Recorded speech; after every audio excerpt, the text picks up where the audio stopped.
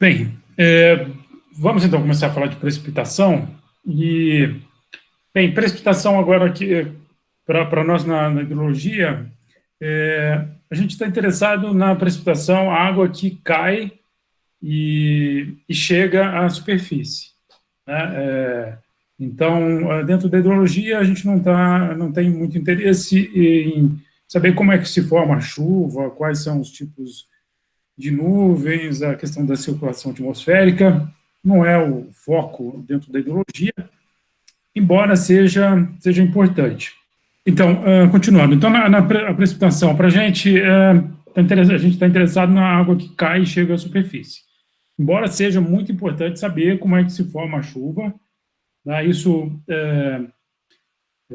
mais recentemente, isso se tornou ainda mais claro, né, para os hidrólogos, né, que é importante saber como é que se forma a chuva, como é que é o processo, por que chove mais, por que chove menos, né, por que ocorrem essas variações na chuva de um ano para outro, como é que é a circulação atmosférica, como é que a circulação interfere na formação da chuva, na quantidade de chuva, né, a influência dos oceanos para a formação da chuva. Então, isso é importante, né? Mas a gente vai estar com um foco aqui mais em quantificar essa chuva que chega à superfície. Então, precipitação é a água que é depositada, água da atmosfera que é depositada na superfície e pode ser sobre a forma de chuva, de granizo, neve, orvalho, neblina, geada, mas para nós aqui o que interessa é a precipitação na forma de chuva.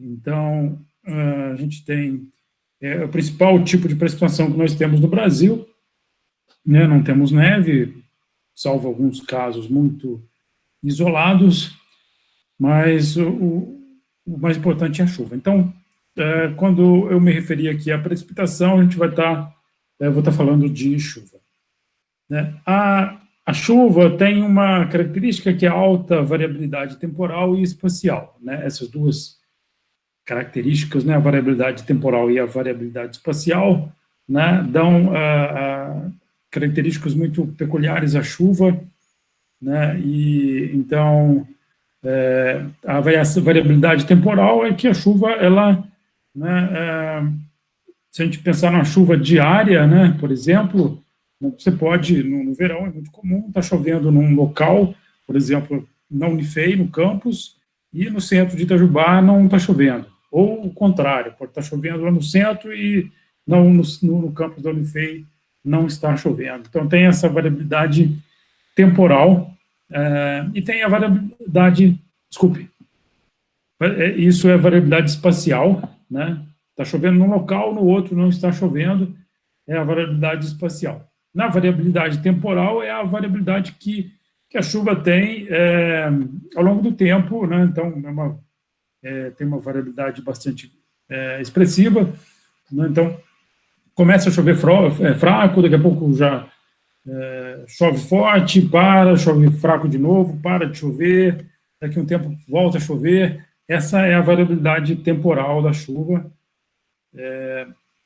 que é muito característica da precipitação.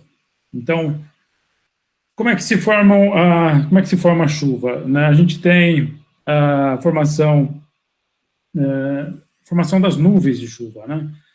Bem, de maneira geral, a gente, de forma simplificada, né, a gente tem massas de ar úmido que se eleva, né, você tem próximo da superfície ar quente e úmido, a água que está evaporando do solo, a água que está sendo transpirada pelas plantas, água que está sendo evaporada de superfícies líquidas, né?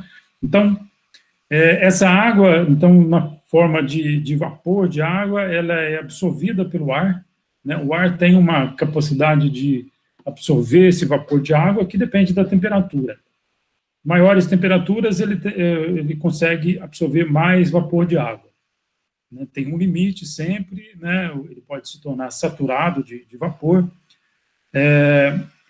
mas quando a temperatura diminui, né, ele perde, então, a capacidade de absorver o vapor de água, e esse vapor de água que está presente no ar, ele acaba se condensando, formando pequenas gotículas, né? E é isso que acontece na formação das nuvens, né? A massa de ar quente, úmido, que está próximo da superfície, por algum motivo ela se eleva, vai para maiores altitudes, ou então ela pode encontrar com uma massa de ar frio, e aí, diminuindo a temperatura dessa massa de ar quente úmido, diminuindo a temperatura, o vapor de água presente, ele se condensa, vai formar pequenas gotículas que vão ficar suspensas no ar, né? Essas pequenas gotículas, né, vão ser as nuvens, e essas gotas vão crescendo, né, por turbulência atmosférica, elas vão colidir uma com a outra, vão se juntar, vão crescer, até que então elas se precipitam, caem, né, formando a chuva. Então, esse é o processo de formação da chuva, de forma bem simplificada. Então, do ponto de vista da hidrologia, a gente tem 3 mecanismos principais para a formação da chuva. A gente considera a chuva frontal, ciclônica, chuvas orográficas, chuvas e as convectivas térmicas. Muito bem. Desses 3 tipos, a chuva frontal ou ciclônica é a chuva que resulta da interação entre massa de ar quente e fria, né? Pode ser uma massa de ar fria que se desloca e encontra com uma massa de ar quente úmido, né? Ou pode ser também uma massa de ar quente que se desloca e encontra com a massa de ar fria parada. O que a gente tem mais comum aqui, que vem do sul do Brasil, né, e atinge a região sul e também aqui a região sudeste, né, agora, nesse período, principalmente de inverno, a gente tem as frentes frias que vêm do sul e elas provocam chuva quando encontram com ar quente aqui dentro do Brasil. Então, esse tipo de chuva frontal, ela tem uma característica de ter uma grande duração. Grande duração, na verdade, são alguns dias, né? Uma chuva que pode durar alguns dias. Às vezes, por algum motivo, no encontro dessas 2 massas de ar quente e frio, né, que vai se formar a chuva, às vezes fica parado por um tempo numa determinada região, e isso, então, pode provocar uma chuva ali que dure alguns dias, né? Elas vão atingir grandes áreas aqui dentro do Brasil, podem cobrir um estado inteiro, como São Paulo, como Santa Catarina, Paraná, né? Então, cobre uma área grande e tem uma intensidade média. A tendência é que essa chuva seja de uma intensidade média, mas quando há uma combinação com alguns outros fatores, ela pode se tornar, assim, uma chuva de intensidade mais alta e provocar danos. A gente tem as chuvas orográficas, o segundo tipo, é uma chuva que é provocada por ventos em barreiras montanhosas, ou seja, a gente tem uma massa de ar quente úmido que se desloca, encontra com uma barreira montanhosa, e para transpor essa barreira, o ar quente úmido ele tem que subir, e para transpor, ao subir de altitude, ele então vai se resfriar, isso vai provocar chuva, né? Ele sobe, se resfria, o vapor de água condensa, forma nuvens e chuva.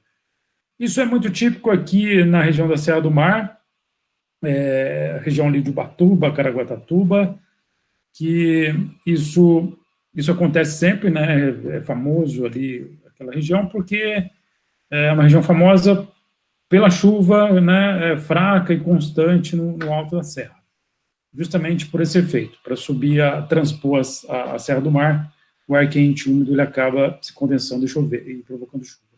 Uma chuva que tem pequena intensidade, né, mas ela tem uma grande duração também, né? Tem alguns locais em que essa chuva ocorre com mais frequência, como ali na Serra do Mar, que então tem muitos dias dentro do ano que ocorrem esse tipo de chuva. E atinge uma área pequena, né, porque normalmente ali próximo dessas essas áreas mais elevadas. embora seja de pequena intensidade, a chuva orográfica, ela pode provocar, ela pode, ao longo de um período, por exemplo, de um ano, pode ter um volume bastante grande de chuva, né? É uma coisa que acontece em alguns pontos na Serra do Mar, que tem um local aqui na Serra do Mar, acho que mais próximo de Santos, em que a média anual de chuva é 4.000 milímetros anuais. Isso é chuva que normalmente a gente tem aqui no Brasil, na região amazônica, né? Para você ter uma ideia, aqui em Itajubá chove em torno de 1.400, 1.500 milímetros, né? Então, 4.000 milímetros é bastante chuva. Então, a maior parte dessa chuva é chuva orográfica, provocada por esse efeito de montanha da Serra do Mar. A gente tem as chuvas convectivas térmicas, que são as típicas chuvas de verão, né, o terceiro tipo. Tem uma brusca ascensão de ar local quente, um ar aquecido próximo do solo, típico de verão, né, que você tem um dia muito quente, o solo está com bastante umidade, então tem bastante vapor de água, bastante água evaporando, né, vapor de água sendo absorvido pelo ar, e num dado momento você tem uma brusca ascensão desse ar quente e úmido, né, ele sobe muito bruscamente, forma nuvens com colunas muito altas, né, então tem uma grande quantidade, uma grande coluna de água, e vai gerar uma chuva de grande intensidade, atinge áreas pequenas, né, tem pequena duração. Mas esse é o tipo de chuva que mais preocupa, principalmente as áreas urbanas, as cidades, porque é uma chuva que tem um potencial de provocar danos muito grande.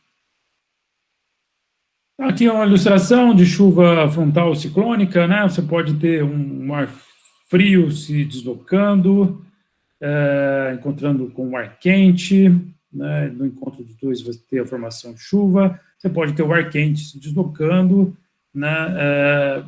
Encontrando com o ar frio, também provocando chuva. Outras formas de representar, né? O Robson, que é da meteorologia, conhece bem esse tipo de representação aqui de frentes, né? Então,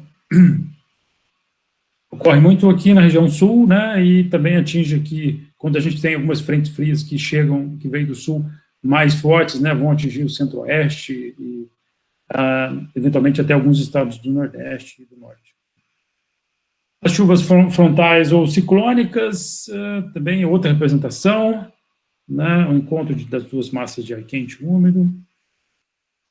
As orográficas, né, tem, então, o ar ascendente, o ar quente e úmido, que encontra a barreira montanhosa, sobe e vai provocar a chuva nessa região mais alta da montanha.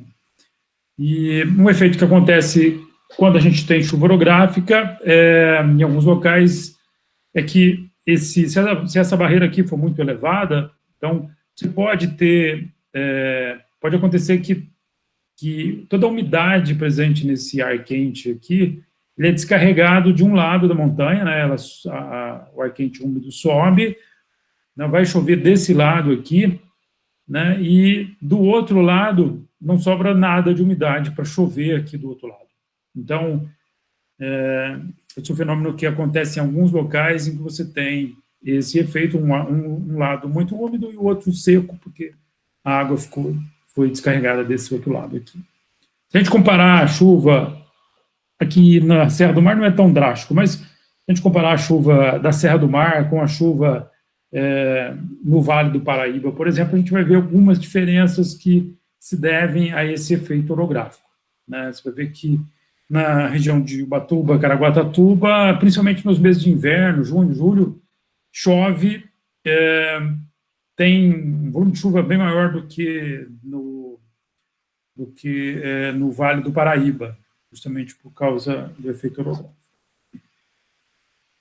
Aqui, chuva orográfica pode ser uma montanha isolada, como o Kilimanjaro, aqui, por exemplo, né, que vai provocar também chuva localizada.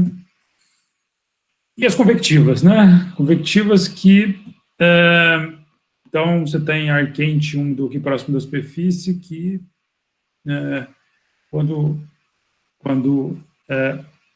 se rompa, forma-se uma espécie de bolha de ar quente úmido, né, que ela se rompe, é como uma bexiga que estoura. Então, vai sair um jato de ar quente úmido que vai subir e formar uma coluna alta de umidade, de gotículas de água que vai se condensar rapidamente, crescer rapidamente e formar uma chuva de alta intensidade.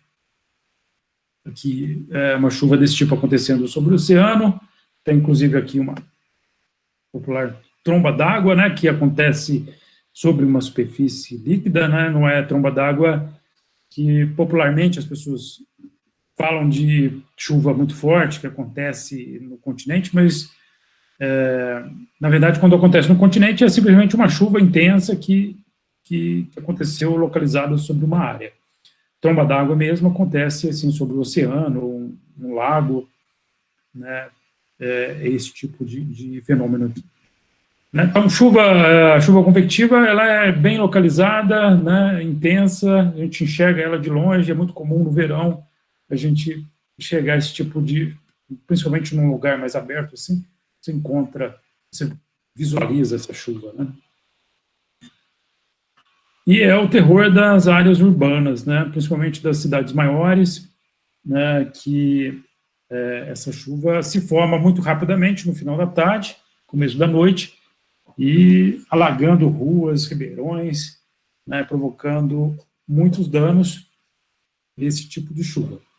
Né, e com o crescimento das cidades, o efeito, né, dessa chuva muito intensa, ele é intensificado, né, ele é ampliado porque você impermeabiliza o solo e aí, né, essa água não infiltra e então aumenta muito o volume de água que a rede de drenagem tem que escoar. Então, resumindo, esses 3 tipos principais de chuva, como a gente considera dentro da hidrologia, mas elas podem acontecer isoladamente ou pode haver uma combinação de efeitos, né? É muito comum a gente ter, principalmente a chuva frontal, que ter uma combinação, haver uma combinação com a chuva orográfica, por exemplo, né? Aqui na Serra da Mantiqueira isso acontece, né? Quando a gente tem muita umidade vindo da Amazônia, e então vai ter encontros de ar quente, úmido, que acontece aqui sobre a região sudeste, e quando acontece isso sobre uma região montanhosa, como a Serra da Mantiqueira, por exemplo, os 2 efeitos se somam, né? Um encontro de uma massa de ar quente, uma massa de ar frio, somado com o efeito orográfico, isso potencializa ainda mais os efeitos da chuva, e então, às vezes acontecem alguns eventos que são desastrosos, como aconteceu em Petrópolis, Teresópolis, em 2011, né? Morreram aí, foram mais de 1.000 pessoas. Então, provocado muitas vezes por essa combinação de efeitos, né, de diferentes tipos de formação de chuva.